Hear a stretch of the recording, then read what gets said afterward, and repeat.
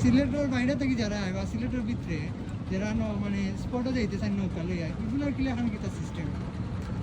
তো আসলে মেইন সাদাপাত্তর আপনারা যেও সিলেটের মানে শুধু কথা বলি যেই আসলে আমরা মানে সিলেটের বাইরে থেকে আসুন না কেন, আসলে আপনাদেরকে ওই যে একটা স্পট আছে দেখতে পারতেছেন, ওই যে একটা স্পট আছে উপরে, ওইখানে আপনাদের গাড়িটা রাখতে হবে। রাখার পর ওই নিচে আসবেন, নিচে নামার পর সিঁড়িতে নিচে নামার পর ওইখানে আছে একটা কাউন্টার আছে। ওইখানে তার আগে এভাবে কোনো সিস্টেম ছিল না, এখন ওনারা কাউন্টার সিস্টেম করে দিচ্ছে।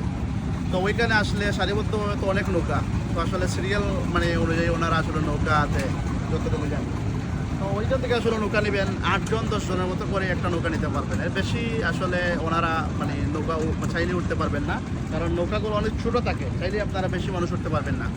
আর নৌকা প্রতি আপনাদের মনে হয় 1000 টাকা করে দিতে হবে। ওইখানে শুধু দিয়ে আসবে, তারপর আবার নিয়ে আসবে, 1000 টাকা দিবেন আর ওনারা আপনাদেরকে দিয়ে আসবে নিয়ে আসবে। তো এই হচ্ছে